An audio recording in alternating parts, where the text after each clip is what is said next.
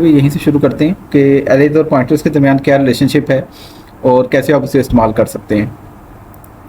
ये मैंने code segment एक वही जो लास्ट टाइम देखा था हमने, वही मैंने यहाँ पे रिपीट कर लिया, उसी तरह का है। पहले मैं एक नेम कांस्टेंट डिफाइन कर रहा हूँ 5, फिर 5 साइज़ की एरे बनाई है, फिर एक पॉइंटर बनाया ptr1 के नाम से जो कि ARR को पॉइंट कर रहा है।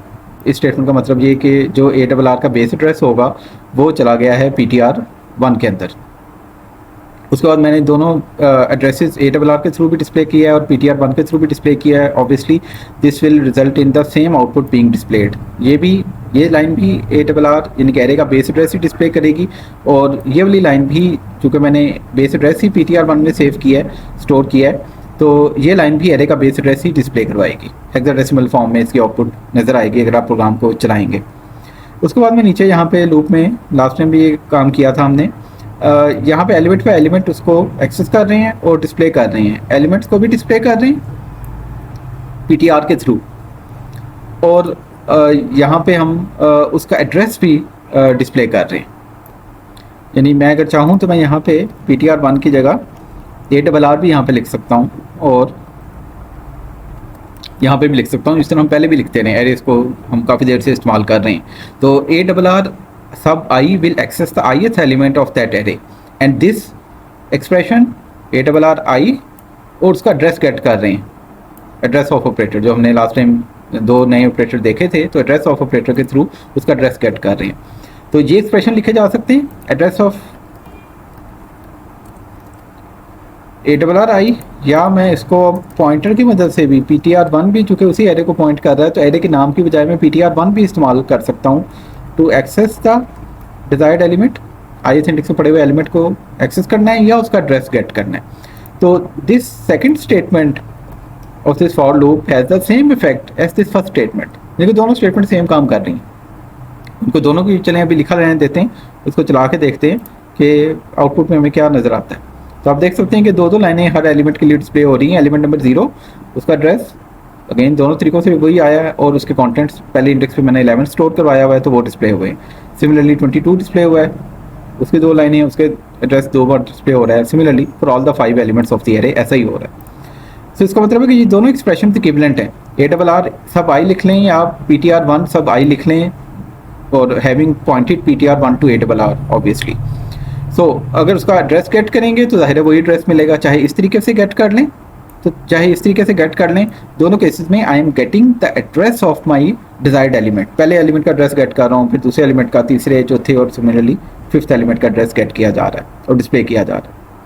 तो बोथ आर इक्विवेलेंट, यानी कि अगेन सिमिलरिटी नज़र आ रही है कि जिस तरह एरे का नाम इस्तेमाल हो रहा है यहाँ पे, उसी तरह ही वो पॉइंटर भी इस्तेमाल किया जा सकता है यहाँ पे, right. So what is happening here, यहाँ पे जब मैं कहता हूँ ptr1 सब I, तो यहाँ पे भी उसी तरह का एक फार्मूला यूज़ कर रहा है। आपको याद होगा हमने एरे के मैपिंग फार्मूले की बात की थी। तो ptr सब I के एड्रेस का क्या मतलब है, या पहले इसकी बात कर लेते हैं कि ptr1 सब I का क्या मतलब है। तो जब आप इस किस्म का कोई एक्सप्रेशन लिख रहे हैं तो इसके पीछे भी उसी तरह का एक मैपिंग फार्मूला इस्तेमाल हो रहा है, which is doing something like this: ptr1 plus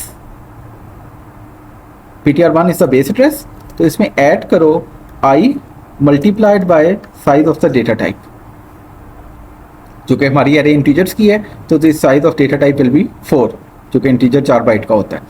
तो I इंटू 4 करके वो ptr1 में ऐड करता जाएगा, और अगले एलिमेंट, उससे अगले एलिमेंट, उससे अगले एलिमेंट का एड्रेस उसको मिलता जाएगा। यानी कि इस एक्सप्रेशन के पीछे वो इस किस्म का कोई काम कर रहा है, और इसको हम विजुअली देख भी सकते हैं। अगर इसकी विजुअलाइजेशन अगर बनाएं तो उसको भी यहाँ पे देख सकते हैं कि ये मैंने वही एरे विजुअलाइज कर ली है, 5 एलिमेंट्स की एरे, और ये मैंने एज्यूम कर लिया इसके बेस एड्रेसेस हैं। So ptr1 is 2520 pointing to the base address in this case. तो एरे का नाम जो ARR है वो भी 2520 कंटेन कर रहा है, जो कि इस एरे का बेस एड्रेस है। और ptr1 के अंदर भी मैंने यहाँ पे एरे का बेस एड्रेस, जो कि मैं एज्यूम कर रहा हूँ कि 2520 है, वो सेव कर लिया। उसके बाद जब मैं कोई इस किस्म का एक्सप्रेशन अपने कोड में लिख रहा हूँ, तो वो कंपाइलर उसके पीछे क्या काम कर रहा है, वो ये वाला फार्मूला यूज़ कर रहा है। लेट अस सपोज के I want to access this element, third element access करना चाहता हूँ अपनी एरे का, तो क्या करेंगे 25 20 में क्या ऐड करेंगे 2, जो इसका इंडेक्स 2 है, तो 2 इंटू 4 करके वो इसमें ऐड करेगा, 4 being the size of the data type, size of this box, तो 2 इंटू 4 इज 8, 8 जब 25 20 में ऐड होगा तो it will get to my desired location which is 25 28, और फिर उसको यानी कि this expression will tell me the address if PTR1 is, जैसे कि मैंने एज्यूम किया 25 20 है, मैं सेकेंड एलिमेंट को एक्सेस करना चाह रहा हूँ तो वो उसको 4 से मल्टीप्लाई करेगा, this will give me the address of my desired element, इस एलिमेंट का तक मैं पहुँचना चाह रहा हूँ, थर्ड एलिमेंट है मेरी एरे का, 25 28 तक मैं पहुँच गया हूँ, अब मैं एड्रेस तक पहुँचा हूँ, एड्रेस से मैंने उस बॉक्स के कंटेंट्स को एक्सेस करना है, यानी कि 25 28 आ गया, अब मैंने उसको 33 तक पहुंचाना है, तो वो कैसे पहुंचाएंगे, उसके लिए भी हमने एक ऑपरेटर लास्ट टाइम डिस्कस किया था विच वाज योर डीरेफरेंसिंग ऑपरेटर, जो स्टैटिक का सिंबल है वो यूज़ करेंगे। इसका मतलब है कि आप कंपाइलर इस सारी चीज़ को फिर क्या करेगा, जो भी इस एक्सप्रेशन का रिजल्ट आएगा उसको डीरेफरेंस करेगा, मतलब 25 28 को डीरेफरेंस करेगा, इन अदर वर्ड्स 25 28 पे पड़ी हुई वैल्यू को एक्सेस करेगा and that will come out to be 33। तो देयरफॉर थ्रू दिस मेथड ये वाला एक्सप्रेशन रिजॉल्व होगा और उसकी वैल्यू मुझे मिल जाएगी, यानी कि इवेंचुअली जब ये एड्रेस 25 28 डीरेफरेंस किया जाएगा using the dereferencing operator like this, तो 25 28 जब डीरेफरेंस होगा तो I will get the value stored at that location which is 33।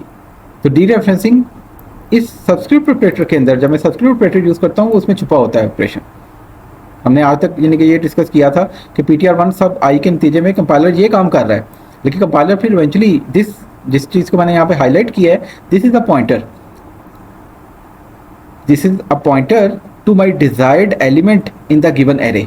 तो मैं उस एड्रेस तक पहुँच गया हूँ, उस एड्रेस से उस बॉक्स के अंदर जाना है, तो कभी भी कोई एड्रेस है आपके पास, उससे आपने उसकी वैल्यू को एक्सेस करना है, तो you use the dereferencing operator.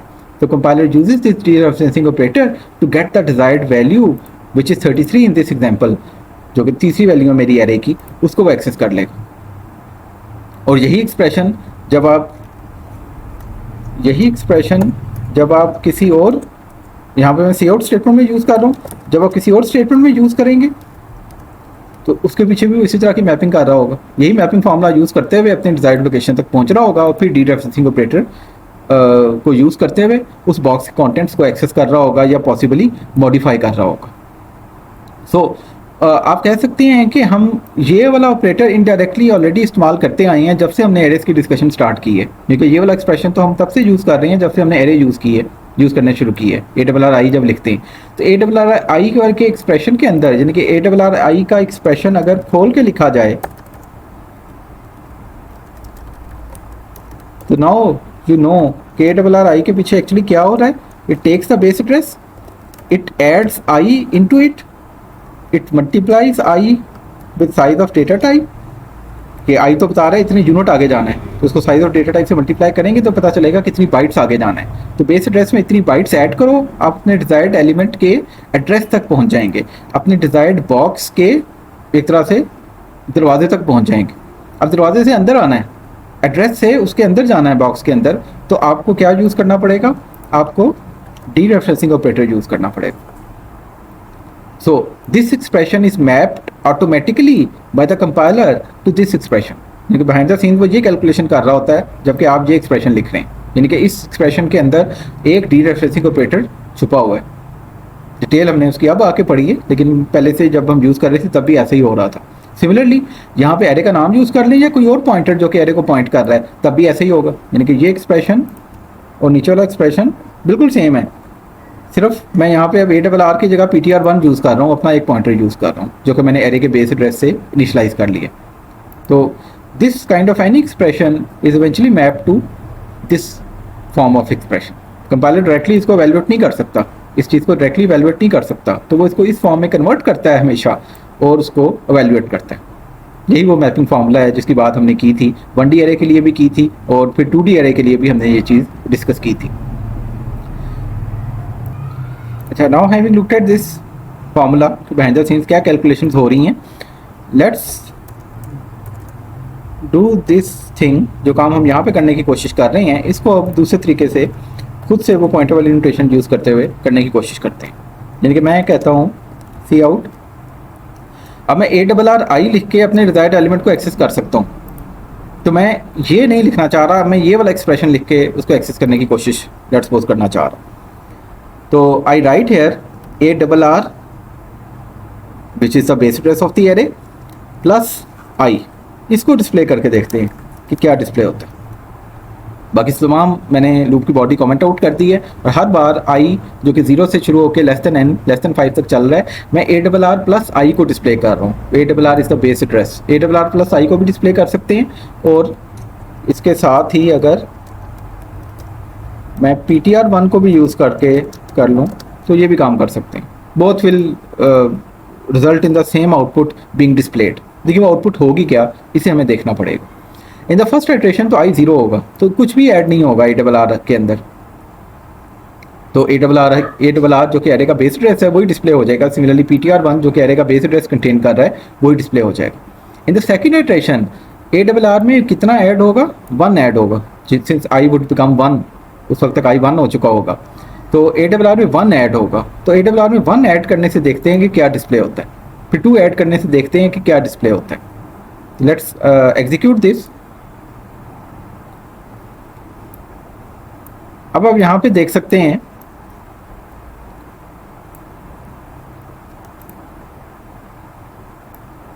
इस आउटपुट में आप देख सकते हैं कि एरे का बेस एड्रेस ये है 0041 FEB8। तो पहले एलिमेंट के लिए तो वही एड्रेस डिस्प्ले हुआ ARR प्लस 0, तो ARR के थ्रू डिस्प्ले कर लें। ये सेकंड वाली आउटपुट PTR के थ्रू आ रही है, तो ARR के थ्रू कर लें या PTR1 के थ्रू कर लें, दोनों तरह से आउटपुट सेम है। तो किसी एक को हम देख लेते हैं। यहाँ पे B8 आ रहा है।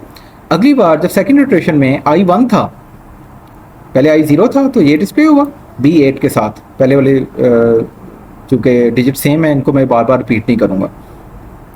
अगली बार आई 1 हुआ, अब 1 ऐड होगा B8 वाले एड्रेस के अंदर, तो B9 आना चाहिए, लेकिन यहाँ पे आ रहा है BC। और B8 और BC में यू कैन डिटरमिन, ये हेक्साडेसिमल नंबर्स हैं, there is a difference of 4। तो 1 ऐड करने से एक्चुअली 1 नहीं ऐड हुआ, बल्कि क्या ऐड हुआ, 4 ऐड हुआ। और फिर BC में जब 4 ऐड करेंगे तो यू गेट C0 में फिर एक और 4 ऐड करेंगे तो यू गेट C4, और उसमें फिर 4 ऐड करेंगे तो यू गेट C8। इसका मतलब है कि यहाँ पे कुछ डिफरेंट हो रहा है। हम जब पॉइंटर में कोई एक नंबर ऐड कर रहे हैं तो एक्चुअली वो उतना नंबर एब्सोल्यूट वैल्यू नहीं ऐड करता, पॉइंटर की वैल्यू क्या ऐड करता है, उतने यूनिट्स ऐड करता है। और हर यूनिट का साइज़ क्या है, वो चूँकि इंटीजर टाइप का पॉइंटर है, इंटीजर टाइप की एरे है, इंटीजर टाइप का पॉइंटर है, तो कंपाइलर नोस कि इंटीजर का साइज़ 4 बाइट है। तो जब आप उसे कहते हैं कि 1 ऐड करो, तो एक्चुअली वो 1 ऐड नहीं करता, बल्कि 1 यूनिट ऐड करता है। एब्सोल्यूट वैल्यू 1 नहीं ऐड करता, या इस केस में आई यूनिट्स ऐड करता है। और आई यूनिट्स का क्या मतलब है, इस केस में आई यूनिट्स का मतलब है आई इंटू 4 बाइट्स ऐड करता है, सिंस इंटीजर की एरे है और इंटीजर टाइप का पॉइंटर है। अगर यही डबल टाइप की एरे होती और डबल टाइप का पॉइंटर होता तो वो आई ऐड करने से आई इंटू 8 ऐड करता। यही अगर शॉर्ट टाइप की एरे होती तो वो आई ऐड करने से आई इंटू 2 ऐड करता, एंड सो ऑन। तो इसके इसमें 4 से मल्टीप्लाई करके ऐड कर रहा है। इसका मतलब है कि जब भी मैं ARR प्लस आई करूँगा, वो ऑटोमेटिकली आई को 4 से मल्टीप्लाई करके ऐड कर रहा होगा, मुझे उसे 4 से मल्टीप्लाई करने की ज़रूरत नहीं है। यानी कि आप अगर देखें कि आप कहें कि जी ARR सब आई, अगर मैं ith एलिमेंट का एड्रेस प्रिंट करना चाह रहा हूँ तो मुझे शायद इसे साइज ऑफ डेटा टाइप जो कि 4 है उससे मल्टीप्लाई करके ऐड करना है। तो कंपाइलर यहाँ पे आपकी हेल्प करता है। कंपाइलर कहता है कि आपको मल्टीप्लाई करने की ज़रूरत नहीं है, मुझे टाइप का पता है, मुझे पता है कि ARR किस टाइप का है, किस टाइप की एरे है, मुझे पता है PTR1 किस टाइप का पॉइंटर है। तो जब आप उसमें कोई भी नंबर ऐड करेंगे, आई ऐड करेंगे, तो मैं उसको कॉरस्पॉन्डिंग टाइप के साइज से मल्टीप्लाई करके खुद से ऐड कर लूँगा। तो यहाँ पे कंपाइलर आपकी मदद कर रहा है, आपकी हेल्प कर रहा है। So therefore you see this output, जैसा कि हमने अभी देखी कि 1 ऐड करने से एक्चुअली 1 नहीं ऐड हो रहा बल्कि 4 ऐड हो रहा है, 2 ऐड करने से एक्चुअली 8 ऐड हो रहा है, 4 और ऐड हो रहा है, और सो ऑन सो फोर्थ। तो यहाँ पे भी 4 का डिफरेंस आपको नज़र आ रहा है आउटपुट के अंदर। इसको हम यहाँ पे भी देख सकते हैं इस विजुअलाइजेशन के अंदर भी कि जब आप कहते हैं कि PTR1 में 1 ऐड करो, चलें पहले 0 की बात कर लेते हैं, 0 ऐड करो, तो वो PTR1 में 0 ऐड करेगा, मतलब कुछ ऐड नहीं करेगा, और 2520 will be the address of the first element. जब आप कहेंगे अगली इटरेशन में कि PTR1 में 1 ऐड करो, तो वो 1 4 से मल्टीप्लाई करके ऐड करेगा, तो 2520 में 1 ऐड होगा 4 से मल्टीप्लाई होके, यानी कि 4 ऐड होगा, तो you will get 2524 which is address of second element. अगली बार जब आप उसके अंदर 2 ऐड करेंगे तो अगेन 2 नहीं ऐड करेगा 2520 में, बल्कि 2 यूनिट्स ऐड करेगा, दैट इज 2 इंटू 4 ऐड करेगा, 8 ऐड करेगा, और 2528 will result and so on so forth for the next 2 values, next 2 indices as well. तो इसको हम इस तरीके से भी देख सकते हैं कि ये वो एरे है 5 साइज़ की, यहाँ पे मैंने बना ली है, ये 5 वैल्यूज़ हैं, ये उनके एड्रेसेस हैं। तो बेस एड्रेस क्या है 2520, size of each data type क्या है 4 बाइट्स, जो कि इंटीजर्स की एरे है। तो जब मैं कहता हूँ ARR+0, जैसा कि मैं यहाँ पे कोड में कह रहा हूँ ARR+i, तो i is 0 in the first iteration, तो क्या होगा, वो बेस एड्रेस में 0 ऐड करेगा, लेकिन 0 नहीं ऐड करेगा, एब्सोल्यूट वैल्यू 0 नहीं ऐड करेगा, बल्कि 0 को 4 से मल्टीप्लाई करके ऐड करेगा, तो which will have no effect since 0 से मल्टीप्लाई हो रहा है, 0 होगा 2520। ये मेरे पहले एलिमेंट का एड्रेस है as you can see from here. फिर अगर 1 ऐड करूँगा ARR1 में, तो 1 नहीं ऐड करेगा, बल्कि 1 इंटू 4 ऐड करेगा, विच इज़ 2524, जो कि मेरे सेकंड एलिमेंट का एड्रेस है एरे के। फिर अगर मैं 2 ऐड करूँगा तो वो 2 इंटू 4 ऐड करेगा 2528। इन जनरल जब भी मैं कोई इंटीजर i ऐड करूँगा ARR में, तो वो एक्चुअली i नहीं ऐड करेगा, बल्कि i इंटू 4 इस केस में करके ऐड करेगा। डबल्स की एरे है तो ये i इंटू 8 करके ऐड करेगा, शॉर्ट्स की एरे है तो i इंटू 2 करके ऐड करेगा। तो 2520 विच इज़ द बेस एड्रेस, उसमें i इंटू 4 ऐड करेगा, this will give me the address of my desired element. अब मैं एड्रेस तक तो पहुंच गया हूँ, जैसा कि आप देख सकते हैं दोबारा से इसके आउटपुट कि जी एड्रेसेस प्रिंट हो रहे हैं। मैं एड्रेस नहीं प्रिंट करना चाह रहा, मैं उसकी वैल्यू प्रिंट करना चाह रहा हूँ, वहाँ पर जो पड़ी हुई वैल्यू है वो प्रिंट करना चाह रहा हूँ। तो ये सारा एक्सप्रेशन मुझे क्या बता रहा है, address of my desired element. तो मुझे इस सब को क्या कर लेना चाहिए, इस सब को डीरेफरेंस कर लेना चाहिए। This is a pointer, pointer में मैंने कोई इंटीजर ऐड किया, रिजल्ट इज अ पॉइंटर, और पॉइंटर को मैं डीरेफरेंस कर रहा हूँ। ARR के थ्रू भी कर सकते हैं, और सिमिलरली PTR1 के थ्रू भी यही काम किया जा सकता है। तो अब आउटपुट क्या होगी, क्या आप गेस कर सकते हैं कि इस मॉडिफाइड लूप की अब आउटपुट क्या होगी, जब मैं अब ARR+i को डीरेफरेंस भी कर रहा हूँ। ARR+i था बेस एड्रेस, ARR था बेस एड्रेस, i+i ऐड करने से ith एलिमेंट के एड्रेस तक पहुँच गया, और जब मैं इसको डीरेफरेंस करूँगा तो मैं उस बॉक्स के अंदर चला जाऊँगा, उसके कंटेंट्स को एक्सेस कर लूँगा। तो this expression will display the ith element of the array, and this expression will similarly display the ith element of the array. चला के इसकी आउटपुट देख लेते हैं। एज यू कैन सी वो 11, 22, 33 जो एरे के एलिमेंट्स हैं वो डिस्प्ले हो रहे हैं, और इसकी विजुअलाइजेशन भी यहाँ पे देख लेते हैं। क्या मैं एक्सप्रेशन में प्रीवियसली मैं यहाँ पे सिर्फ पॉइंटर में बेस एड्रेस में कोई नंबर ऐड कर रहा था, अब मैंने उसको डीरेफरेंस भी कर लिया कि वही सारी कैलकुलेशन करो, अंदर इसके कॉरस्पॉन्डिंग यही सारी कैलकुलेशन होगी, लेकिन फिर उसे डीरेफरेंस भी कर लेना। तो मैं लिखूँगा +0, वो ऑटोमेटिकली 4 से मल्टीप्लाई करके ऐड करेगा कंपाइलर, दैट इज़, और उसको डीरेफरेंस करेगा। तो 2520 को डीरेफरेंस किया तो मुझे अपनी डिजायर्ड एलिमेंट वहाँ पड़ा हुआ है, वैल्यू मिल गई जो कि 11 है। सिमिलरली जब यहाँ पे रिजल्ट आया 2524, इसका रिजल्ट आया, उसको डीरेफरेंस किया तो I get my desired value which is 22। Similarly 2528 को डीरेफरेंस करेंगे, इसका रिजल्ट 2528 आएगा, उसको डीरेफरेंस करेंगे तो I will get my desired value 33। तो इन जनरल किसी ith एलिमेंट को आप एक्सेस कर रहे होंगे तो आप एक्चुअली उसके अंदर i इंटू 4 ऐड करके, कंपाइलर उसमें i इंटू 4 ऐड करके उसको डीरेफरेंस करके आपको अपनी डिजायर्ड वैल्यू तक लेके जा रहा होगा। सो इसका मतलब है कि ये जो एक्सप्रेशन हमने यहाँ पे देखा, स्टैटिक आगे पेरेंथेसिस में ARR+i, यहाँ पे पेरेंथेसिस लगाना ज़रूरी है, वरना वो स्टैटिक की प्रेसिडेंस डीरेफरेंसिंग ऑपरेटर की प्रेसिडेंस प्लस से ज़्यादा है। तो अगर नहीं लगाएंगे पेरेंथेसिस तो वो क्या करेगा, अगर मैं ये करता हूँ तो वो ARR को डीरेफरेंस कर देगा, ARR को डीरेफरेंस कर लेगा which is the base address of the array, और बेस एड्रेस में फिर i ऐड कर रहा होगा, तो वो एक आपकी डिजायर्ड वैल्यू नहीं डिस्प्ले होगी, वो कोई एड्रेस ही डिस्प्ले कर देगा। सो यहाँ पे make sure that you put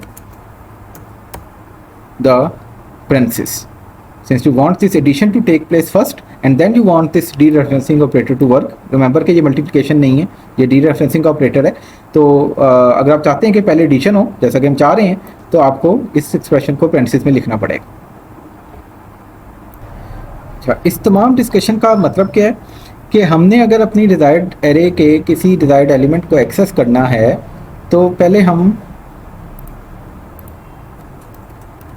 इस तरह का एक्सप्रेशन यूज़ करते हैं। अब इस एक्सप्रेशन का इक्विवेलेंट एक्सप्रेशन हमारे पास आ गया है जो कि है ये, यानी कि जहाँ पे हम ये एक्सप्रेशन यूज़ करते हैं वहाँ पे हम ये एक्सप्रेशन भी यूज़ कर सकते हैं। बोथ आर सेम, यानी कि if you look at this कि ये एक्सप्रेशन जो कि हम यूज़ करते आए हैं किसी एरे के ith एलिमेंट को एक्सेस करने के लिए, i is an integer, ARR is the name of an array, तो this is equivalent to this expression. और कंपाइलर एक्चुअली जब भी आप इस किस्म का एक्सप्रेशन अपने कोड में लिखते हैं, कंपाइलर इसके पीछे एरे के एलिमेंट को एक्सेस करने के लिए एक्चुअली यही एक्सप्रेशन यूज़ कर रहा होता है। हमें आज तक पता नहीं था, लेकिन कंपाइलर एक्चुअली यही काम कर रहा होता है।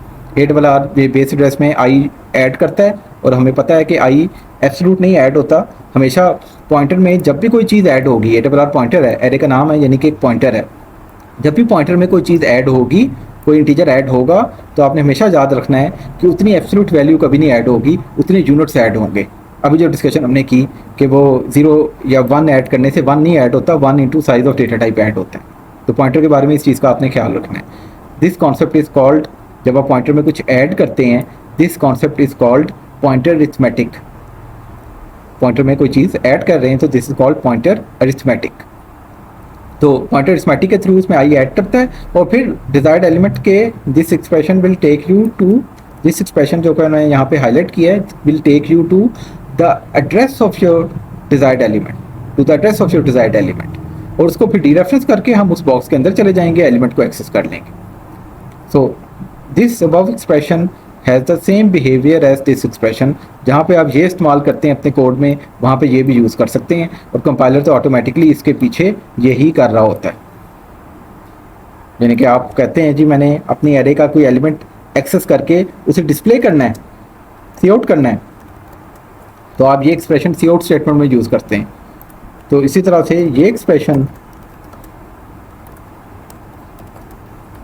आप उसकी जगह यूज़ कर सकते हैं। आपने यूज़र से इनपुट लेनी है,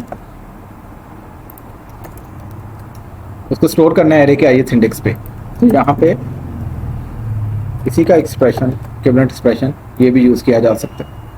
आपने इस एक्सप्रेशन को किसी असाइनमेंट स्टेटमेंट के लेफ्ट हैंड साइड पे इस्तेमाल करना है, इसकी वैल्यू में कोई चेंज करनी है, वहाँ पे पड़ी हुई वैल्यू को चेंज करना है, वहाँ पे कोई नई वैल्यू स्टोर करवानी है। Let's suppose you want to store 70 है, तो आप क्या करेंगे, इसी को लिख सकते हैं इस तरह से, इक्वल टू 70। यानी कि जहाँ जहाँ आप ये एक्सप्रेशन यूज़ करते आए हैं वहाँ पे अब ये एक्सप्रेशन भी यूज़ किया जा सकता है। और इनको अगर नाम दे लें तो दिस जो एक्सप्रेशन जो हम पहले यूज़ करते आए हैं, this is called subscript notation, क्योंकि सबस्क्रिप्ट ऑपरेटर जो स्क्वायर ब्रैकेट्स हैं वाला ऑपरेटर है, ये आप यूज़ कर रहे होते हैं। This is called subscript notation to access the array elements, and this is called the pointer notation. तो दोनों नोटेशंस इक्विवेलेंट हैं, दोनों का बिहेवियर सेम है, दोनों सेम काम कर रही हैं। So this is subscript notation and this is pointer notation, and both of these expressions are equivalent, have the same purpose. अब आप कह सकते हैं कि जी कि हम इस काम को इस तरह कर सकते हैं, तो हम इस तरह क्यों करें? देखिए दो रास्ते आपके पास, दो तरीके आपके पास आ गए हैं। तो पहले हम ये यूज़ करते हैं, this is easier to use as compare to this one. लिखना भी आसान है, कम कीज़ टाइप करनी पड़ती हैं आपको इसकी निस्बत, but both are equivalent as we have discussed. और आने वाले कुछ टास्क के अंदर आपको रिस्ट्रिक्ट भी किया जा सकता है। सिमिलरली क्विज़ेस और एग्जाम्स के अंदर रिस्ट्रिक्ट किया जा सकता है कि आपने एरे बेस्ड कोई प्रोग्राम लिखना है और आपको कह दिया जाएगा कि आपने ये subscript operator, square brackets use नहीं करनी, तो देन आपको एरे के एलिमेंट्स को एक्सेस करने के लिए ये पॉइंटर नोटेशन ही यूज़ करनी पड़ेगी। तो इसलिए इसका सीखना भी ज़रूरी है। कुछ जगहों पर आपको शायद रिस्ट्रिक्ट कर दिया जाएगा कि इस तरह ही काम करना है। तो यू शुड अगेन इसको याद रखें और पता होना चाहिए कि दोनों इक्विवेलेंट हैं। सबस्क्रिप्ट नोटेशन में किस तरह लिखते हैं और कॉरस्पॉन्डिंग एक्सप्रेशन को, इसको पॉइंटर बेस्ड नोटेशन के अंदर आप कैसे लिखते हैं। नोट करें यहाँ पे कि सबस्क्रिप्ट नोटेशन के अंदर स्क्वायर ब्रैकेट जब भी आप यूज़ करते हुए किसी एरे के एलिमेंट्स को एक्सेस करेंगे तो इस चीज़ को भी याद रखिए, किस चीज़ का भी ख्याल रखिए कि इसके अंदर एक डीरेफरेंसिंग ऑपरेटर छुपा हुआ है जो कि यहाँ पे एक्सप्लिसिटली नज़र आ रहा है। इसके पीछे भी चूँकि कंपाइलर यही काम कर रहा है, तो इसका मतलब है कि इस तरह के हर एक्सप्रेशन में एक डीरेफरेंसिंग ऑपरेटर छुपा होता है, जो कि यहाँ पे पॉइंटर बेस्ड नोटेशन में हमारे सामने खुल के आ गया, जबकि यहाँ पे वो छुपा हुआ है, लेकिन डीरेफरेंसिंग ज़ाहिर हो रही है क्योंकि इसके पीछे भी वो यही काम कर रहा है। So you should be comfortable using both notations. ये तो आप यूज़ करते आए हैं, इसको भी थोड़ा सा प्रैक्टिस कर लीजिएगा ताकि इसके यूजेज से भी आप कंफर्टेबल हो जाएं। So having discussed the similarity between pointers and arrays through these examples, through the visualisation that we have just seen, let us go back to the book. इसके सेक्शन 9.1 9.2 हमने लास्ट टाइम ही cover कर लिए थे। 9.3 which is about relationship between pointers and arrays, इसके अंदर आप देखें page number 513 है। आप देख सकते हैं वही पॉइंटर नोटेशन की बात कर रहा है कि जब वो कहते हैं नंबर्स जो कि एरे का नाम है यानी कि पॉइंटर है, उसका बेस एड्रेस को पॉइंट कर रहा है। नंबर्स प्लस 1 डी रेफरेंस, ये वही एक्सप्रेशन है जिसकी अभी हमने बात की थी। तो पॉइंटर नोटेशन में इसका क्या मतलब है कि ऑटोमेटिकली इसका मतलब है कि 1 को वो 2 से मल्टीप्लाई करके ऐड करेगा। यहाँ पे वो शॉर्ट टाइप की एरे ले रहा है, नंबर्स एक शॉर्ट टाइप की एरे, और शॉर्ट की डेटा टाइप का साइज चूँकि 2 बाइट होता है इसलिए वो 1 जो भी चीज़ ऐड हो रही है वो 2 से मल्टीप्लाई करके ऐड कर रहा है। हमारी एग्जांपल में वो 4 था चूँकि इंटीजर्स की एरे थी, तो जो भी डेटा टाइप का साइज होगा वो ऑटोमेटिकली इसमें मल्टीप्लाई करके ऐड करेगा, आपने नहीं मल्टीप्लाई करना। यानी कि आप यही एक्सप्रेशन लिखेंगे स्टैटिक नंबर्स प्लस 1, वो ऑटोमेटिकली इसको 1 को 2 से मल्टीप्लाई करके ऐड करेगा, या जो भी नंबर आई है यहाँ पे इसको 2 से मल्टीप्लाई करके ऐड करेगा। सो ये वही दिखा रहा है कि स्टैटिक नंबर्स के थ्रू आप एक्सेस कर सकते हैं इसका पहला एलिमेंट, फिर static numbers plus one whole dereference के थ्रू इसका दूसरा एलिमेंट एक्सेस कर सकते हैं, and so on for all the other elements. यहाँ पे वो इस बॉक्स में वही चीज़ बता रहा है कि पेरेंथेसिस क्यों ज़रूरी हैं, क्योंकि अगर पेरेंथेसिस नहीं लगाएंगे तो इस एक्सप्रेशन का मतलब बदल जाएगा, तब्दील हो जाएगा। पहले इसको डी रेफरेंस कर लेगा और फिर उसमें 1 ऐड कर लेगा, which is not what we want कि पहले उस एड्रेस में नंबर ऐड हो, आप अपने डिज़ायर्ड एलिमेंट के एड्रेस तक पहुँचें और फिर उसे डी रेफरेंस करें। तो पेरेंथेसिस लगाना ज़रूरी है, उसके बगैर काम नहीं चलेगा। सो यहाँ पे वो उसी तरह ही एरे के एलिमेंट्स को अब वो सबस्क्रिप्ट नोटेशन के बजाय पॉइंटर नोटेशन के थ्रू एक्सेस कर रहा है। इनपुट ले रहा है तो इनपुट लेते वक्त अब वो पॉइंटर नोटेशन यूज़ कर रहा है जो अभी हमने डिस्कस की थी, और यहाँ पे भी आउटपुट करते वक्त भी वो पॉइंटर नोटेशन यूज़ कर रहा है। आप भी इसी तरह से 1-2 प्रोग्राम्स लिख लीजिएगा जिसमें आप स्क्वायर ब्रैकेट्स की बजाय सबस्क्रिप्ट ऑपरेटर की बजाय पॉइंटर नोटेशन यूज़ करके एरे के एलिमेंट्स को एक्सेस करें, उसमें इनपुट लें, उसको आउटपुट करें, ताकि उसकी भी प्रैक्टिस हो जाए। और वही इक्विवेलेंस बता रहा है जो कि हमने भी अभी डिस्कस की कि एरे सब index is equivalent to static brackets में पेरेंथेसिस में एरे प्लस इंडेक्स। और वंस अगेन जब आप इस किस्म का कोई काम करेंगे, यहाँ पे उसमें वार्निंग भी दी है कि जिस तरह यहाँ पे इंडेक्स के ऊपर कोई चेकिंग नहीं थी, तो यहाँ पे भी इंडेक्स के ऊपर C++ कोई बाउंड चेकिंग नहीं करता। तो being a programmer you need to be careful कि आप इंडेक्स वही दें जो वैलिड हो। इनवैलिड इंडेक्स देंगे वो एरे की बाउंड से बाहर चला जाएगा, एरे की रेंज से बाहर चला जाएगा, और उसका रिजल्ट अगेन टिपिकली एक रन टाइम एरर आएगा, प्रोग्राम क्रैश भी कर सकता है। सो बी केयरफुल अबाउट दैट। यहाँ पे वो एरे के अंदर कुछ वैल्यू सेव करके उसको डिस्प्ले कर रहा है।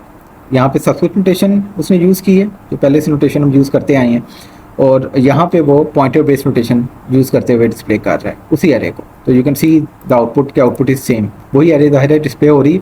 यहाँ पे वो डबल PTR पॉइंटर है उसके थ्रू डिस्प्ले कर रहा है सबस्क्रिप्ट नोटेशन यूज़ करते हुए, और यहाँ पे वो एरे का नाम के साथ पॉइंटर नोटेशन यूज़ कर रहा है। यानी कि ये कोई रिस्ट्रिक्शन नहीं है कि एरे के नाम के साथ आपने सबस्क्रिप्ट नोटेशन ही यूज़ करनी है।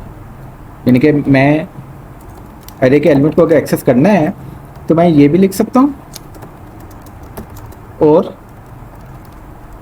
मैं ये एक्सप्रेशन भी लिख सकता हूँ एरे के नाम के साथ। ARR एरे का नाम है तो मैं उसके साथ सबस्क्रिप्ट नोटेशन भी यूज़ कर सकता हूँ और पॉइंटर नोटेशन भी यूज़ कर सकता हूँ। सिमिलरली अगर मेरे पास PTR1 एक पॉइंटर है जो कि एरे को पॉइंट कर रहा है, यहाँ पे मैंने पॉइंट किया है, सो मैं इसके साथ PTR1 + I डी रेफरेंस करके उसके एलिमेंट को एक्सेस कर सकता हूँ, डिजायर्ड एलिमेंट को एक्सेस कर सकता हूँ।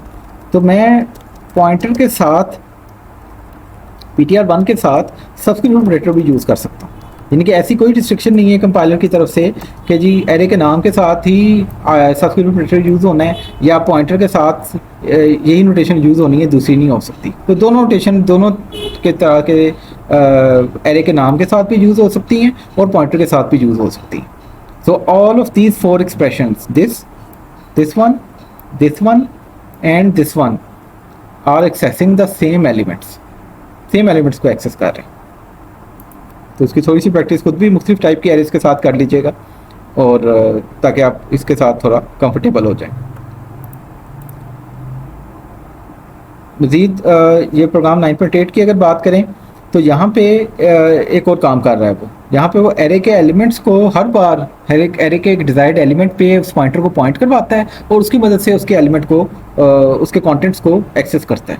इसको हम यहाँ पे भी एग्जांपल के थ्रू अपने एग्जांपल के अंदर भी पहले करके देख लेते हैं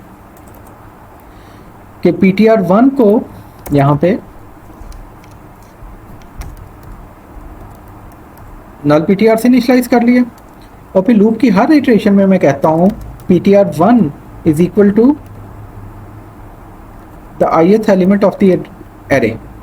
now this is an invalid assignment, you should be able to guess के इसमें क्या मसला है। इसकी राइट हैंड साइड पे अगर आप गौर करें तो ARRI एरे के एक एलिमेंट को मैं एक्सेस कर रहा हूँ विच इज़ एन इंटीजर, ये एक इंटीजर है जिस एक्सप्रेशन को मैंने हाईलाइट किया, and this is an integer pointer. तो इंटीजर पॉइंटर में नहीं सेव हो सकता। क्या सेव होता है? इंटीजर का एड्रेस किसी इंटीजर पॉइंटर में सेव होता है। तो यहाँ पे मैंने उसका एड्रेस गेट कर लिया, तो now the error is gone.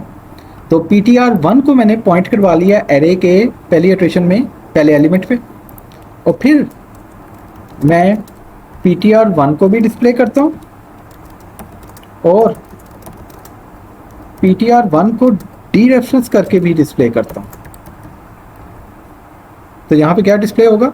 This will display the address of that element and this will display the contents of that element. तो हर बार मैं जब भी लूप के अंदर आता हूँ, लूप की इटरेशन में आता हूँ, तो मैं एरे के ith एलिमेंट पे, फिर आई इस लूप का कंट्रोल वेरिएबल है, ith एलिमेंट पे ptr1 को पॉइंट करवाता हूँ और फिर ptr1 को भी डिस्प्ले करता हूँ, दैट इज एड्रेस को भी डिस्प्ले करता हूँ और एड्रेस पे पड़ी हुई वैल्यू को भी एक्सेस करके डिस्प्ले करता हूँ।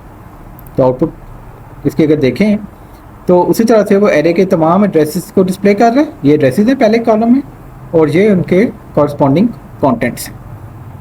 तो इस तरह से भी कर सकते हैं कि ptr1 को मैंने नल ptr से इनिशियलाइज करवाया और फिर ptr1 को ऐसा हर एलिमेंट पे पॉइंट किया, हर इटरेशन में हर एलिमेंट पे पॉइंट किया एक एक करके और उसकी मदद से उसके एलिमेंट को एक्सेस किया और डिस्प्ले किया। यही काम वो इस एग्जांपल के अंदर भी कर रहा है कि हर बार डबल ptr को एरे के एक एलिमेंट पे पॉइंट करवाता है और फिर उसको डी रेफरेंस करके डिस्प्ले करवाता है। हमने साथ में उसको पॉइंटर को भी डिस्प्ले कर लिया ताकि एड्रेसेस भी आउटपुट के अंदर हमें नज़र आ जाए। अभी तक हमने इक्विवेलेंस डिस्कस की है पॉइंटर्स और एरेज की कि why are pointers, how are pointers and arrays similar. मैं यानी कि एक पॉइंटर को एक एरे के ऊपर पॉइंट करवा सकता हूँ जिस तरह मैं पहले कर रहा था, इस तरह से एरे के किसी, इस केस में वो बेस एड्रेस को पॉइंट कर रहा होगा, या एरे के किसी एक एलिमेंट पे पॉइंट करवा सकता हूँ, पहले एक एलिमेंट पे अगली इटरेशन में दूसरे एलिमेंट पे, जिस तरह मैंने यहाँ पे इन 2 लाइनों में इस एग्जाम्पल में किया। तो काफ़ी सिमिलैरिटीज़ हमने डिस्कस कर ली हैं between pointers and arrays, but there are certain restrictions, certain differences as well between arrays and pointers. और एक जो सबसे इंपॉर्टेंट डिफरेंस है वो ये कि एरे का नाम जब एक बार एरे के साथ एसोसिएट हो गया है, ARR नाम आपने इस एरे का बना दिया है, अब वो चेंज नहीं हो सकता। ptr1 can be changed. For example मैं कहता हूँ जी कि यहाँ पे एक और एरे है एरे 2 के नाम से, इसके अंदर लेट्स सपोज 3 एलिमेंट्स हैं, लेट्स सपोज ये 3 एलिमेंट्स हैं एरे 2। तो ptr1 पहले एरे को पॉइंट कर रहा है और थोड़ी देर बाद मैं कहता हूँ कि नहीं जी इसको ARR2 को पॉइंट करना चाहिए, तो ये मैं कर सकता हूँ। पहले उसमें इस एरे का बेस एड्रेस पड़ा होगा, वो डिस्प्ले हो जाएगा इस स्टेटमेंट के थ्रू, और बाद में उसमें इस एरे का डिस्प्ले एड्रेस पड़ा होगा, सॉरी एरे 2 लिखना है, यहाँ पे एरे लिखना है, यहाँ पे एरे 2 लिखना है जो कि लिखा हुआ है। सो पहले मैंने एरे का एड्रेस, पहली एरे का एड्रेस उसमें सेव किया, फिर उसको डिस्प्ले करके देखा, और फिर ptr1 मैंने दूसरी एरे पे पॉइंट किया। इसी स्टेटमेंट्स को, इन्हीं दो स्टेटमेंट्स को यूज़ कर लेते हैं ARR2 का बेस एड्रेस डिस्प्ले करने के लिए और ptr1 को अब डिस्प्ले करने के लिए कि अब ptr1 के कंटेंट्स क्या हैं जब वो एरे 2 को पॉइंट कर रहा है। तो आउटपुट में अगर इसको चला के देखें तो यू विल सी कि पहले एरे का बेस एड्रेस डिस्प्ले हो रहा है, फिर ptr1 डिस्प्ले हो रहा है, दोनों सेम है ऑब्वियसली क्योंकि ptr1 एरे को पॉइंट कर रहा है। ARR2 का बेस एड्रेस डिस्प्ले हो रहा है और फिर ptr1 डिस्प्ले हो रहा है जिसमें अब ARR2 का एड्रेस आ चुका है क्योंकि ये स्टेटमेंट एग्जीक्यूट अब तक हो चुकी है। सो ptr1 एक वक्त में एक एरे को पॉइंट कर रहा है, दूसरे वक्त में दूसरी एरे को पॉइंट कर रहा है, बिल्कुल ऐसा हो सकता है। लेकिन अगर आप ये कहें यहाँ पे ARR2 is equal to ptr1, तो दिस वॉन्ट वर्क। ARR2 को नहीं आप चेंज कर सकते, और क्यों नहीं चेंज कर सकते वो भी एरर मैसेज से भी आपको कुछ अंदाज़ा हो रहा होगा कि मसला क्या है कि एक्चुअली ये ARR2 जो कि इस एरे का नाम है, ये एक कांस्टेंट पॉइंटर है। कांस्टेंट पॉइंटर का मतलब ये कि एरे का नाम जब एरे के साथ एसोसिएट हो गया तो अब वो उठा के कहीं और नहीं आप उसको लेके जा सकते, इनके बाद में किसी और चीज़ पे उसे पॉइंट नहीं कर सकते। आम जो पॉइंटर वेरिएबल्स हैं वो चेंज हो सकते हैं, जैसा मैंने यहाँ पे ptr1 को एरे पे पॉइंट किया था और ptr1 को फिर एरे 2 पे पॉइंट किया है, दोबारा बाद में एरे पे पॉइंट कर सकता हूँ। लेकिन ARR2 के साथ या ARR के साथ मैं ऐसा नहीं कर पाऊँगा। यानी कि मैं अगर कहूँ ARR is equal to ptr1, तो दिस वॉन्ट वर्क, ये भी मुझे नहीं करने देगा due to the same error कि एरे का नाम पॉइंटर होता है लेकिन एक कांस्टेंट पॉइंटर होता है। वो एक बार जहाँ पे फिक्स हो गया है वहाँ पे फिक्स ही रहेगा, चेंज नहीं हो सकता। It is constant in that sense. So आप एरे के नाम को किसी पॉइंटर में सेव कर सकते हैं और बाद में उस पॉइंटर को चेंज कर सकते हैं, लेकिन एरे के नाम को इटसेल्फ कहीं और पॉइंट नहीं करवा सकते। यही डिफरेंस वो यहाँ पे भी इलस्ट्रेट कर रहे हैं कि रीडिंग्स और टोटल्स दो एरेज हैं और dptr नल पॉइंटर से इनिशियलाइज किया, dptr पहले एक एरे को पॉइंट कर रहा है, dptr फिर दूसरी एरे को पॉइंट कर रहा है, बिल्कुल ठीक है। लेकिन रीडिंग्स को अगर आप टोटल्स पे पॉइंट करना चाहें या टोटल्स को चेंज करके dptr पे पॉइंट करना चाहें, रीडिंग्स और टोटल्स क्या हैं, इन एरेज के नाम हैं। तो मैं एरे के नामों को तब्दील करने की कोशिश कर रहा हूँ तो ये मुझे कंपाइलर नहीं करने देगा because array names are pointer constants, you can't point them, make them point to anything but the array they represent. जिस एरे के साथ वो एसोसिएट हो गए हैं वहाँ से वो कहीं और नहीं जा सकते। So that was about similarities between pointers and arrays.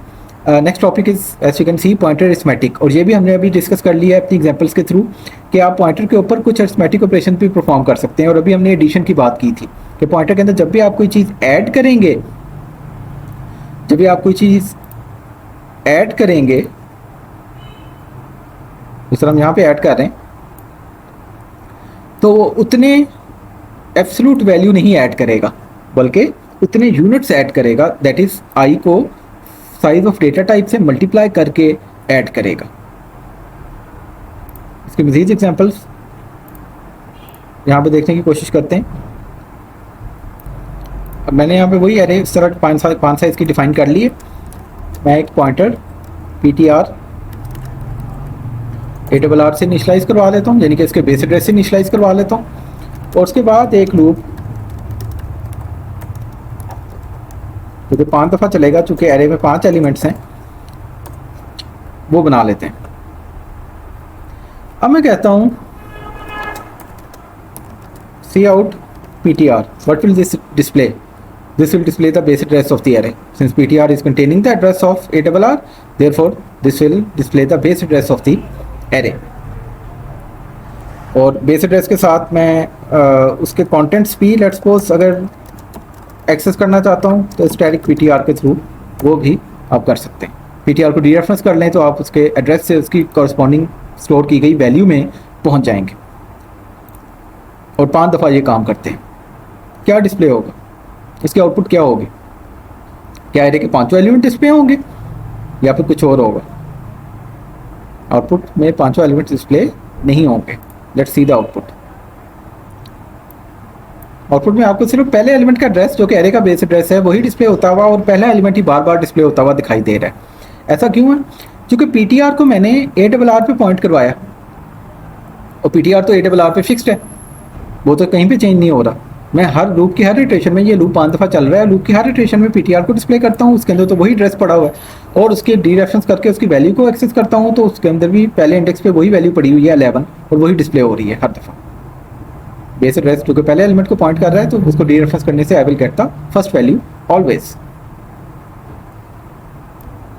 इसको आप इस तरह से देख सकते हैं, ये वो एरे और ये वो पॉइंटर है जिसमें इसका बेस एड्रेस पड़ा हुआ है, तो हर बार 2520 जो कि बेस एड्रेस है वही डिस्प्ले होता है और 2520 को डी रेफरेंस करते हैं तो हर बार 11 ही डिस्प्ले होता है 5 इटरेशंस में। यहाँ पे लूप की 100 इटरेशन भी कर लें तो तब भी यही डिस्प्ले होता जाएगा हर वक्त, हर दफ़ा। मुझे पीटीआर को मॉडिफाई भी करना है, उसको आगे मूव भी करना है। मैं कहता हूँ अगर पहला एलिमेंट डिस्प्ले हो गया है लूप की पहली इटरेशन में तो पीटीआर को उठा के इधर ले जाओ। अच्छा, पीटीआर को 2520 से 2524 पे लेके आना है, 0th इंडेक्स से फर्स्ट इंडेक्स पे लेके आना है, तो इसमें कितना ऐड करेंगे? पीटीआर में क्या ऐड करेंगे? पीटीआर में 1 ऐड करेंगे या पीटीआर में 4 ऐड करेंगे? अब आपको पॉइंटर अरिथमेटिक का कॉन्सेप्ट याद होना चाहिए कि पॉइंटर में जब भी आप कुछ ऐड करते हैं तो वो ऑटोमेटिकली उतने एब्सोल्यूट वैल्यू नहीं ऐड करता बल्कि उतने यूनिट्स ऐड करता है। तो मैं यहाँ पे कहूँगा सिर्फ पीटीआर में 1 ऐड करो, ptr is equal to ptr plus 1। This is what, ये नॉर्मल अरिथमेटिक नहीं है, ये पॉइंटर अरिथमेटिक है जो कि इंटीजर में कुछ ऐड नहीं हो रहा। इंटीजर वैल्यू अगर होती 5 होती लेट्स सपोज, उसमें मैं 1 ऐड करता तो वो 6 हो जाता। यहाँ पे पॉइंटर की बात हो रही है, वो पॉइंटर में अगर मैं 1 ऐड कर रहा हूँ, अज्यूम करें कि पॉइंटर में 2520 पड़ा हुआ है, इसमें मैं 1 ऐड कर रहा हूँ तो एक्चुअली क्या ऐड होगा इसमें? अगर इंटीजर टाइप का पॉइंटर है तो इसमें 1 नहीं ऐड होगा बल्कि 1 × 4 ऐड होगा, तो पॉइंटर में क्या आ जाएगा? 2524।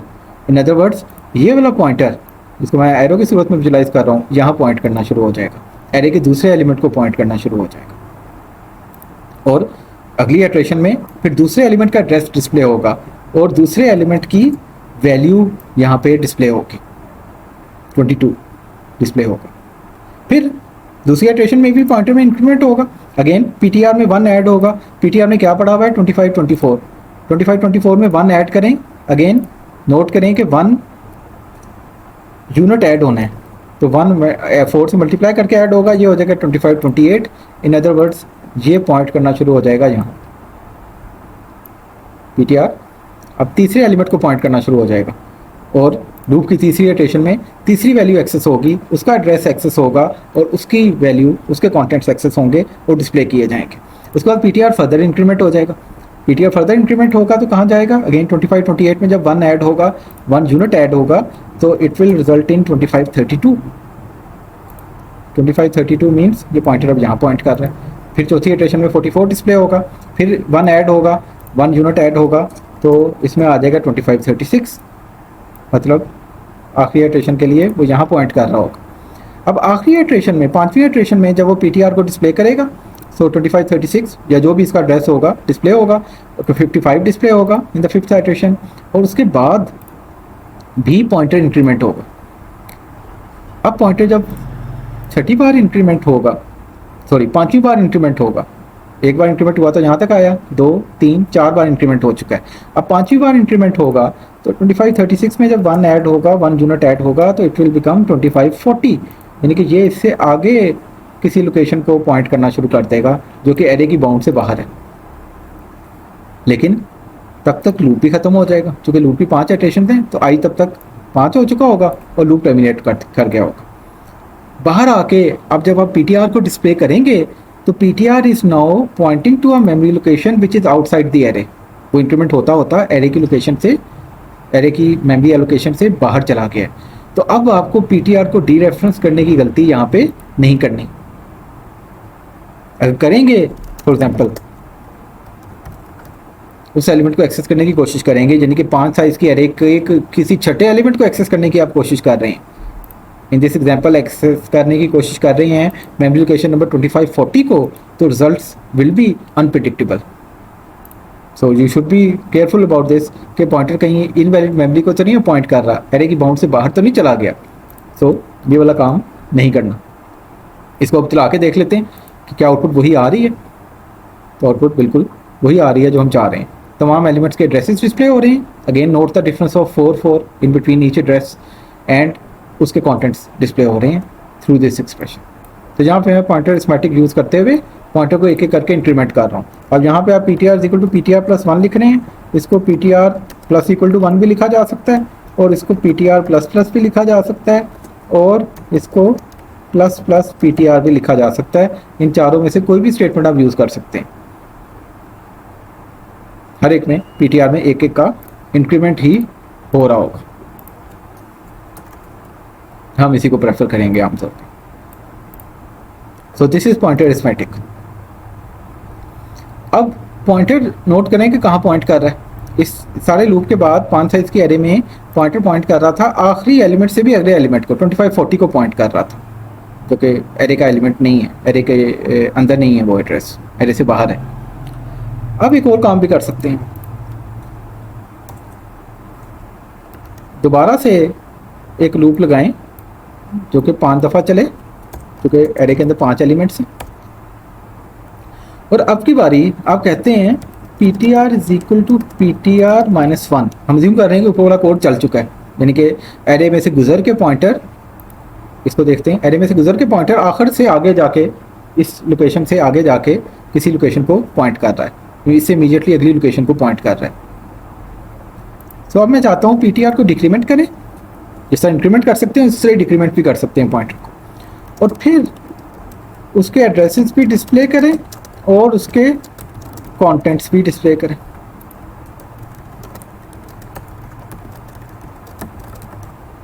दरमियान में एक दो एम्प्टी लाइंस डिस्प्ले कर लेते हैं।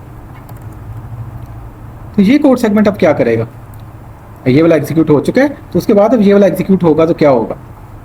5 इटरेशन चलनी है। पहली इटरेशन में P T R equal to P T R minus 1 होगा। अब पी टी आर में ऐड करते हैं तो तब भी उतने यूनिट ऐड होते हैं, तो सब्ट्रैक्ट करेंगे तब भी उतने यूनिट सब्ट्रैक्ट होंगे। तो जब मैं कह रहा हूँ 2540 में से एक सब्ट्रैक्ट करो, तो एक्चुअली वो एक यूनिट सब्ट्रैक्ट करेगा, मतलब 1 into 4 सब्ट्रैक्ट करेगा। इन अदर वर्ड्स इसमें से 4 सब्ट्रैक्ट होगा तो this will become 2536, that is it will start pointing here. ये कौन सा एलिमेंट है, ये हमारी एरे का आखिरी एलिमेंट है। नाउ यू कैन प्रिडिक्ट कि क्या हो रहा है इस लूप के अंदर, इस सेकंड लूप के अंदर। ये लास्ट एलिमेंट को सबसे पहले डिस्प्ले करेगा, फिर अगली इटरेशन में मजीद डिक्रीमेंट करके पीछे आएगा।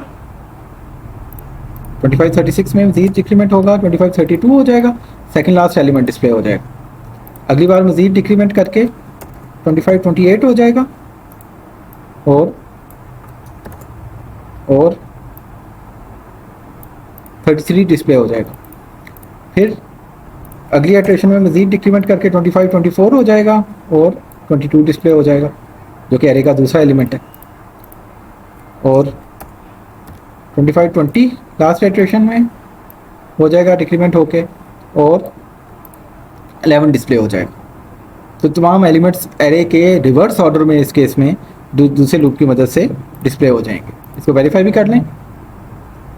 जैसे कि आप देख सकते हैं कि एड्रेसेस पहले वाले लूप ने एक एक करके एलिमेंट्स, पहला एलिमेंट, दूसरा, तीसरा, चौथा, पांचवा डिस्प्ले किए, और फिर नीचे वाले लूप ने एलिमेंट्स को रिवर्स ऑर्डर में, एड्रेसेस भी देखें उस तरह ही आ रहे हैं। आखिरी एलिमेंट 55 है, उसका एड्रेस ये 88 आ रहा है, एंड पे 88 आ रहा है, फिर 84, फिर 80, फिर 7C, फिर 78, तो 4 से डिक्रीमेंट हो रहा है। एंड नाउ इस दोनों लूप्स की एग्जीक्यूशन के बाद पॉइंटर वहीं आ चुका है जहां से स्टार्ट हुआ था, मतलब वो एरे के पहले एलिमेंट को पॉइंट कर रहा होगा। बेशक यहाँ पे प्रिंट करके देख लें, P T R before loops, इन दोनों लूप से पहले पी टी आर की वैल्यू क्या है, और इन दोनों लूप्स के एग्जीक्यूट होने के बाद पी टी आर की वैल्यू क्या है, तो they it will be the same value. 710 से शुरू हुआ था और 710 पे आके ख़त्म हो गया। इस दौरान उसने एक चक्कर इस तरह लगाया लेफ़्ट टू राइट एरे के अंदर, और एक चक्कर राइट टू लेफ्ट लगाया। तो इस तरह पॉइंटर अरिथमेटिक यूज़ करते हुए आप एरे के एलिमेंट्स को भी एक्सेस कर सकते हैं, पॉइंटर्स की मदद से एक्सेस कर सकते हैं। इंक्रीमेंट भी कर सकते हैं पॉइंटर के अंदर, और डिक्रीमेंट भी किया जा सकता है। सो दिस इज पॉइंटर अरिथमेटिक। यहाँ पे वो उसी चीज़ को इलस्ट्रेट कर रहा है एरे के एलिमेंट्स को पहले एक फॉरवर्ड ऑर्डर में डिस्प्ले करता है और एक बार रिवर्स ऑर्डर में डिस्प्ले करता है। ये आपकी एरे है। तो यहाँ पे वो पॉइंटर के थ्रू इंक्रीमेंट कर रहा है और यहाँ पे डिक्रीमेंट करते हुए डिस्प्ले कर रहा है एरे के एलिमेंट्स को। और पॉइंटर अरिथमेटिक में हमने अभी डिस्कस किया कि आप पॉइंटर में कोई नंबर ऐड कर सकते हैं, कोई नंबर सब्ट्रैक्ट कर सकते हैं, जिस तरह अभी हमने इस एग्जांपल के अंदर भी किया। ठीक है जी। एक और काम भी पॉइंटर्स के साथ किया जा सकता है। For example let's comment out this code. Let's suppose कि ये एरे, मैं एक पॉइंटर पी स्टार्ट के नाम से बनाता हूँ और एक पॉइंटर पी एंड के नाम से बनाता हूँ। दोनों को अगर इनिशियलाइज आप नहीं कर रहे तो बेहतर है कि नल पीटीआर से इनिशियलाइज करते हैं, दो नल पॉइंटर। अब मैं क्या चाहता हूँ, अब मैं चाहता हूँ P start should point two the first element of the array. पहला एलिमेंट एरे का क्या है, ए डबल आर भी एक्चुअली एरे के बेस एड्रेस पहले एलिमेंट के एड्रेस को रेफर कर रहा है, वरना पहला एलिमेंट है ए डबल आर 0। मैं चाहता हूँ P start should point two A double R 0। Again A double R 0 क्या है, एक integer, the first integer in the array. तो ये पहले इंटीजर के एड्रेस को पॉइंट कर रहा हो। अगर मैं ये करूँगा तो this won't work obviously, because ये एक इंटीजर है और ये एक पॉइंटर है, तो इंटीजर पॉइंटर में साइन नहीं हो सकता। तो इसका एड्रेस गेट करके मैं स्टोर करूँगा इस तरह से। और पी एंड को मैं पॉइंट करवाना चाहता हूँ address of the last element of the array. 5 element की एरे है तो लास्ट एलिमेंट होगा इंडेक्स 4 पे, या अगर n साइज की एरे है तो लास्ट एलिमेंट होगा इंडेक्स n-1 पे। तो पी स्टार्ट मैंने स्टार्ट कर लिया एरे के पहले एलिमेंट से और पी एंड मैंने स्टार्ट कर लिया एरे के आखिरी एलिमेंट से। यहाँ पे एम्परसेंड के बाद आप स्पेस डालें या ना डालें फर्क नहीं पड़ेगा, रीडेबिलिटी के लिए डाल लेना स्पेस बेहतर है। So P start is now pointing to the first element and P end is pointing to the address of the last element. इसको हम इस तरह से विजुलाइज कर सकते हैं। ये वही एरे, तो पहले एलिमेंट का एड्रेस पी स्टार्ट में चला गया है और आखिरी एलिमेंट का एड्रेस जो कि हमारी एग्जांपल में 2536 है पी एंड में चला गया है। पी स्टार्ट को डिस्प्ले करूंगा तो जाहिर है पहला एलिमेंट डिस्प्ले हो जाएगा, पी एंड को डिस्प्ले करेंगे तो जाहिर है आखिरी एलिमेंट का एड्रेस डिस्प्ले हो जाएगा। यानी कि अगर ये एग्जांपल लें तो 2520 डिस्प्ले हो जाएगा, 2536 डिस्प्ले हो जाएगा, nothing new. What will be displayed if I use this expression in a cout statement, p end minus p start,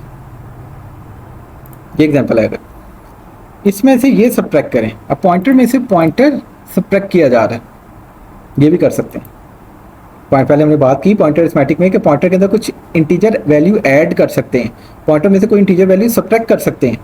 तो अब मैं बात कर रहा हूँ एक पॉइंटर में से दूसरा पॉइंटर सब्ट्रैक्ट कर सकते हैं। बहुत कम इसकी ज़रूरत पड़ेगी लेकिन लैंग्वेज आपको अलाउ करती है और कुछ जगहों पे this can be useful as well. तो 2536 में से 2520 निकालेंगे तो क्या आएगा, 16। इस केस में तो 16 ही आता हुआ दिखाई दे रहा है। लेकिन वंस अगेन ये इंटीजर्स नहीं है, ये एड्रेसेस हैं। तो एड्रेस में से जब भी एड्रेस सब्ट्रैक्ट होगा तो इस केस में आंसर 2536 में से जब 2520 सब्ट्रैक्ट होगा तो आंसर 16 नहीं आएगा। कैन यू गेस आंसर क्या आएगा? आंसर इस केस में आएगा 4।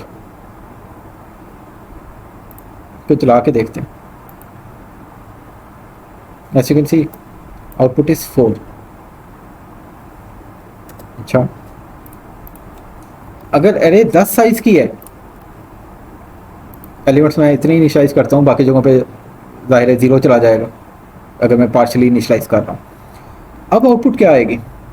10 साइज की एरे है, पी एंड उसके आखिरी एलिमेंट को पॉइंट कर रहा है और पी स्टार्ट उसके पहले एलिमेंट को पॉइंट कर रहा है। अब आउटपुट क्या आएगा? क्या आएगी? अब आउटपुट आएगी 9, as you can see here. तो क्या हो रहा है यहाँ पे? अगेन यहाँ पे भी इसी किस्म का काम हो रहा है जो हमने पहले बात की कि जब आप पॉइंटर में से पॉइंटर सब्ट्रैक्ट करते हैं तो एक्चुअली वो उसकी एब्सोल्यूट वैल्यू नहीं देता, वो इसमें से ये सब्ट्रैक्ट करेगा 16 आएगा, लेकिन उस 16 को साइज ऑफ डेटा टाइप से इस केस में डिवाइड कर देगा, क्योंकि उसने एट द एंड आपको आंसर देना है इन टर्म्स ऑफ यूनिट्स, कितने यूनिट्स का डिफरेंस है between this box and this last box of the array. तो there is a difference of 4 units, 1 2 3 4, तो 4 यूनिट्स के डिस्टेंस पे है last unit, last box as compare to the first box, क्योंकि दोनों बॉक्सेस के दरमियान there is a difference of 4। Absolute difference 16 bytes का है इस केस में, चूंकि एरे इंटीजर्स की है तो इसलिए उसने 4 से डिवाइड किया। अगर एरे शॉर्ट्स की होती तो वो 2 से डिवाइड करता, एरे डबल्स की होती तो वो इन दोनों के डिफरेंस को 8 से डिवाइड करता, और आंसर हमेशा नंबर ऑफ यूनिट्स में देगा। So this will display in this case 5 size की अगर एरे है तो दिस विल डिस्प्ले 4। तो अगर आपको एरे का साइज नहीं पता, लेट्स सपोज आपको बता दिया गया है कि आपको एरे नहीं दी गई, एरे नहीं है आपके पास, आपको कह दिया गया है कि पी स्टार्ट एक पॉइंटर है जो कि एरे के पहले एलिमेंट को पॉइंट कर रहा है, और पी एंड एक और पॉइंटर है जो कि एरे के आखिरी एलिमेंट को पॉइंट कर रहा है, and you want to determine the number of elements in the array.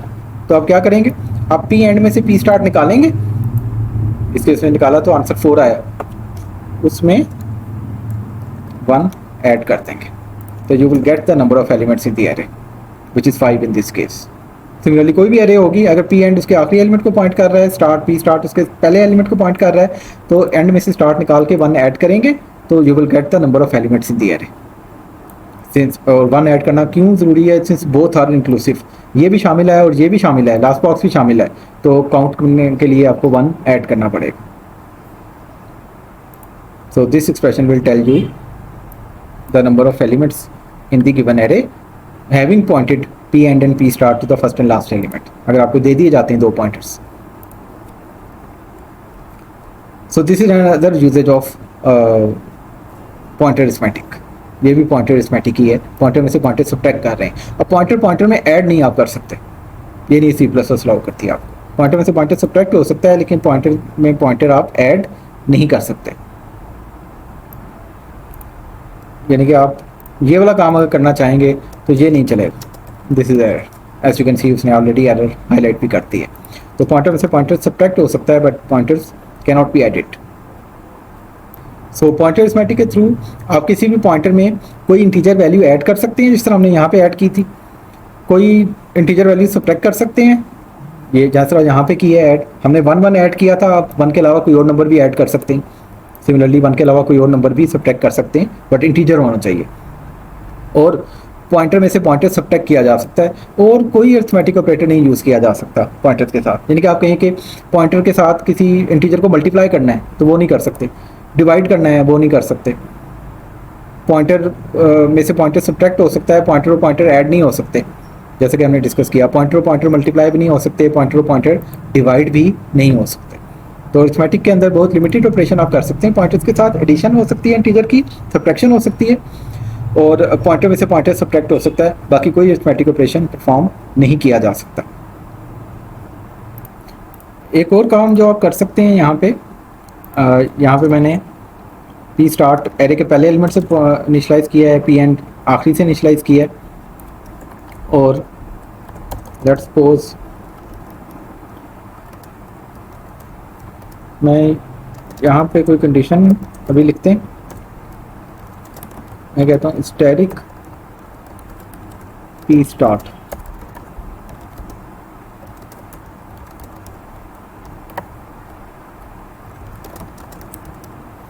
P start पे पड़े हुए एलिमेंट को डिस्प्ले करो डी रेफरेंस करके, तो पी स्टार्ट पहले एलिमेंट पे है तो शुरू में पहला एलिमेंट डिस्प्ले हो जाएगा, और पी स्टार्ट को इंक्रीमेंट कर दो,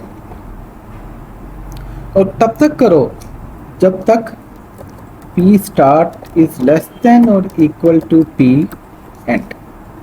पी एंड क्या है, आखिरी एलिमेंट का पॉइंटर है, तो ये लूप क्या करेगा, ये लूप भी एरे के तमाम एलिमेंट्स को डिस्प्ले कर रहा है। अब यहाँ पे मैं पॉइंटर्स का कंपैरिजन कर रहा हूँ, पी स्टार्ट शुरू में पहले एलिमेंट पे, पी एंड आखिरी एलिमेंट पे। यही विजुअलाइजेशन अगर देखें तो 2520 है, ये 2536 है। सो शुरू में ज़ाहिर है स्टार्ट का address less than equal to end होगा, वो अंदर आएगा, पी स्टार्ट को डीरेफरेंस करेगा, डिस्प्ले करेगा, पहली वैल्यू डिस्प्ले हो जाएगी विच इज़ 11। उसके बाद पी स्टार्ट इंक्रीमेंट हो जाएगा, पी स्टार्ट इंक्रीमेंट होके क्या हो जाएगा 2524 दूसरे एलिमेंट पे आ जाएगा। सेकंड इटरेशन में सेकंड एलिमेंट डिस्प्ले होगा।